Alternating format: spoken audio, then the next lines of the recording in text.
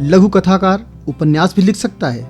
अपनी छोटी छोटी कहानियों से बड़ी बड़ी बात कह जाना गागर में सागर भरने जैसा ही होता है। क्या गागर सागर को खुद में समाहित कर गागर रह पाता है? शायद नहीं। गागर और सागर एक ही हो जाते हैं। आशीष दराल जी कई ऑनलाइन प्लेटफॉर्म पर सबसे ज्यादा पढ़े जाने वाले लेखकों में हैं।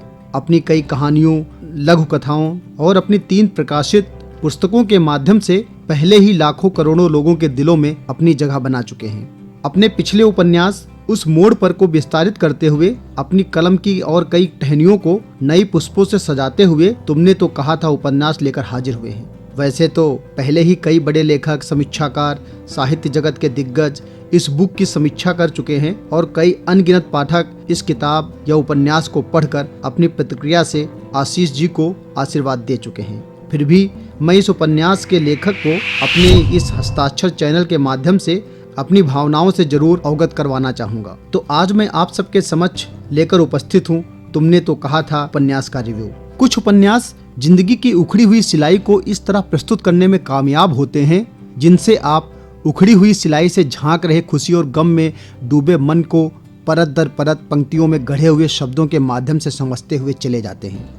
प्रेम, दोस्ती और परिवार के अनेक पहलुओं को साथ साथ लिए उम्र के कई पड़ावों की प्रेम कहानियां प्रकरण रूपी छोटी छोटी झलकियों के माध्यम से श्री आशीष दराल जी ने अपने उपन्यास तुमने तो कहा था में पात्रों को जीवंत कर दिया है। प्रकरण के माध्यम से आशीष दलाल जी ने कहानियों को जो विस्तार दिया है उसमें आप कहीं न कहीं किसी न किसी पात्र में खुद की चाहे थोड़ी सी ही झलक जरूर देखेंगे। अगर आपने भी प्यार की सीढ़ियां कभी चढ़ी होंगी तो पात्रों के बीच का वार्तालाप ऐसा प्रतीत होता है कि पात्र हमारी नजरों के सामने ही हैं। कॉलेज लाइफ का प्रेम अगर जाति, कल्चर, स्थान विशेष प्रमेय की उपप्रमेय न हो तो कितनी मेहनत करनी पड़ती है इस मोहब्बत के समीकरण को सॉल्व करके किसी निष्कर्ष पर पहुंचने में।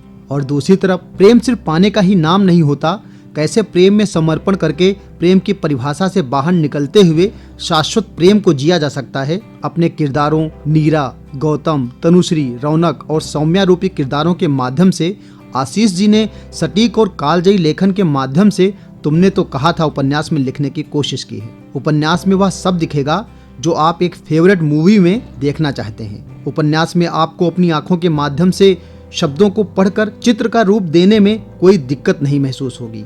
एक जादू, सम्मोहन सा महसूस होगा। तभी मैंने जब यह उपन्यास पढ़ना शुरू किया तो समय की व्यवस्था होते हुए भी यह उपन्यास मेरे साथ साथ लखनऊ, रायबरेली, गोरखपुर और फिर दिल्ली तक साथ रहा। कार की कॉर्नर की सीट हो या एयरपोर्ट का वेटिंग एरिया या फ्लाइट की 12A सीट, मेरे सफर में हमसफर बनकर मेरे एकाकीपन को दूर करती रही है यह उपन्यास। उपन्यास में आप कॉलेज लाइफ को भी जी पाएंगे। एक तरफा प्रेम के लॉजिक और प्रेम को पाने की जिद आपको थोड़ा थोड़ा सा कई मूवी की भी याद दिलाती रहेंगी।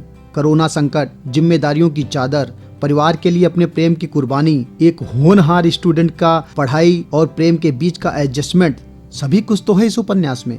प्रेम के समीकरणों को बैलेंस करना और फिर जिंदगी के जोड़ घटाव के माध्यम से सॉल्व करने की कोशिश करना, गर्ल्स टॉक के चटकारे, आप सभी का आनंद इस उपन्यास में ले पाएंगे। समाज के कई पहलुओं को भी इस उपन्यास में बखूबी लिखा है। अनाथालय में नीरा के अंदर की तड़फ, गौतम के अपने तर्क आपको अंदर तक झकझोरने में सफल होंगे। परंपराओं और पारिवारिक मूल्यों की उठापटक को लेखक ने पात्रों के माध्यम से कई जगहों पर यूं लिखा है कि लगता है यह अभी तक कैसे हो सकता है। लेकिन जिस चतुराई से पात्रों के कन्वर्सेशन को लिखा है उसके लिए आशीष जी बधाई के पात्र हैं। उपन्यास सिर्फ मनोरंजन मात्र का साधन नहीं होता, लेखक कई सामाजिक समस्याओं को भी उजागर करता है और हम सबको विवश करता है उन समस्याओं की ओर सोचने के लिए। आशीष जी ने कई समस्याएं उठाई हैं अपने इस उपन्यास के माध्यम से, जैसे मेडिकल स्टोर पर फीमेल स्टाफ का न होना या बहुत कम होना और फीमेल्स की झिझक परिवार नियोजन से संबंधित दवाइयां मांगने में। एक ऐसी समस्या है जिधर हम सबको सोचने की जरूरत है। रिश्तों की नजाकत, उनके प्रति हमारी जिम्मेदारी, अपनी कहानियों के माध्यम से आशीष जी ने जिस बारीकी से लिखा है उसको आप आशीष जी के इस उपन्यास को पढ़कर ही समझ पाएंगे। लेखक लिखता है कि किसी की हर बात में सहमति हो यह जरूरी नहीं, लेकिन जरूरी यह है कि असहमत विचारधारा से हो, इंसान से नहीं। वो एक जगह लिखते हैं, एक रिश्ता सिर्फ एक ही वजह से कमजोर नहीं होता, उसमें दूसरा भी उतना ही जिम्मेदार होता है। तो वो किसी प्रकरण में किसी पेज पर लिखते हैं कि मन ने कहा हर दर्द की दवा प्रेम है और प्रेम ने कहा शर्त यह है कि तू तर्कों के मायाजाल से दूर रहे।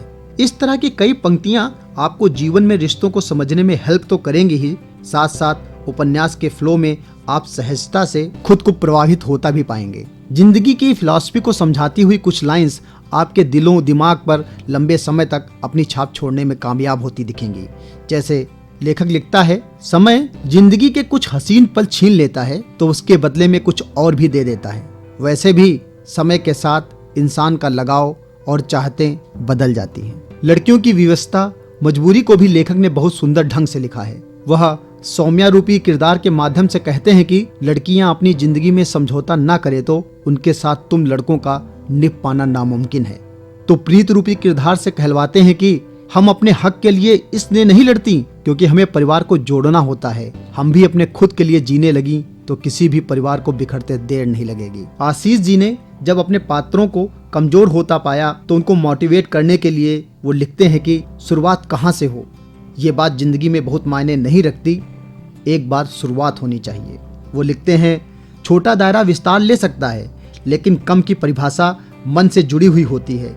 कम की उम्मीद रखने पर अपनी काबिलियत से कई गुना कम ही मिलता है। तो रौनक रूपी किरदार के माध्यम से प्रीत को समझाते हुए कहलवाते हैं कि उम्मीद के बीज को विश्वास की खुराक, समर्पण की छाया और प्यार की नमी समय समय पर मिलती रहे तो खुली आंखों से देखे गए सपने अंकुरित हो ही जाते हैं। इस उपन्यास में आशीष जी ने 2 प्रेम कहानियों को 46 प्रकरणों के माध्यम से निश्चल प्रेम, नोक-झोंक, परंपराओं में जकड़े नियम, कई भावनाओं के सागर को लिखने की कोशिश की है। गौतम और नीरा की प्रेम कहानी मुख्य कहानी की भूमिका में है या रौनक और सौम्या की कहानी, यह आप उपन्यास के अंत में ही समझ पाएंगे। जिस्म से रूह तक जाए तो हकीकत है इश्क, रूह से रूह तक जाए तो इबादत हो जाए। आशीष दलाल जी का यह उपन्यास अगर आपने नहीं पढ़ा तो शायद आप बहुत कुछ मिस कर देंगे। तो शनिमति पब्लिशर्स एंड डिस्ट्रीब्यूटर्स के द्वारा प्रकाशित यह उपन्यास तुमने तो कहा था को तुरंत मंगाएं और पढ़िए। कुछ पन्ने समेटे अनगिनत किस्से, किए हुए विषयों के हिसाब से खुद के कई हिस्से, कभी पूर्ण तो कभी संपूर्ण, तो कभी लिए नए युग का नया भूर्ण। पंक्तियों में कई अर्थ समेटे तो कभी पंक्तियों के बीच में कई ग्रंथ छिपाए। पेज दर पेज बदलते समय की तरह भूत से वर्तमान को बांधे हुए, देखता रहता है शब्दों की चमक जाते हुए, कर देता है अमर विचारों के मालिक को, दे देता है नई पहचान फिर से किसी गालिब को। जय हिंद, जय भारत।